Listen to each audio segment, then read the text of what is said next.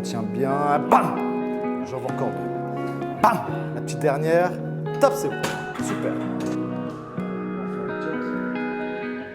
Je suis née donc prématurément à 6 mois, ce qui a causé une lésion au niveau cérébral. Et donc en fait, j'ai tout mon côté gauche de l'épaule au doigt de pied qui a été paralysé. Et donc à ce moment-là, c'est vrai que ça a été très compliqué parce que les médecins, ils ont annoncé à mes parents que je ne pourrais pas marcher, pas du tout. Et ils voulaient même couper les ligaments pour éviter les douleurs éventuelles. Et à partir de ce moment-là, c'est là où j'ai commencé à faire énormément de kiné, rééducation, et c'est aussi l'entourage qui fait beaucoup. Toute la journée, on me sollicitait pour en fait, essayer de développer mes muscles au maximum. Hop, tout doux la descente. Boum, explosif. Ralentis ta descente. Je me suis trouvé une passion pour la course à pied assez tard, à mes 16 ans. Et donc voilà, j'évolue. Alors oui, mon handicap me ralentit. Mais pour moi, mon handicap, c'est ma validité parce que j'ai rien connu d'autre. Donc à la fois, ça a fait ma force et je le perçois même plus à l'entraînement ou au quotidien parce que ça fait partie de moi et je me suis construit autour de ça. Allez, ça crame. Ça va. D'accord.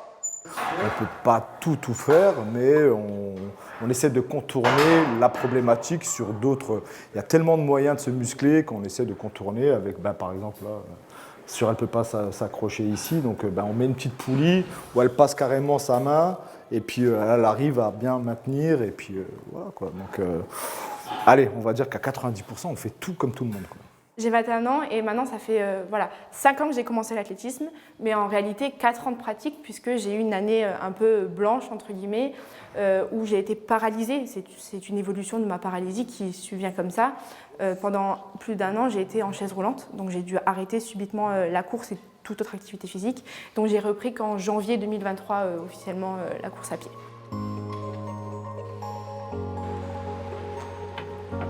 Il n'y a pas de météo en fait, qui vente, qui pleuve, qui neige, qui grêle même. On est toujours là.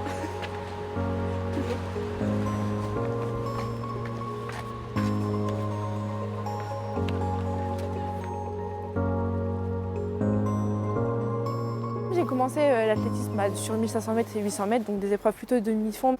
Dans ma catégorie de handicap, il n'y a pas ces épreuves au niveau international. Donc j'ai dû me spécialiser sur 400 mètres et 200 mètres et donc j'espère vraiment être qualifiée sur ces épreuves pour les Jeux de Paris. Vas-y, place ton pied. Hop. Voilà, ça c'est mieux. On est parti donc sur record personnel qui est de 1,17 au 400 mètres.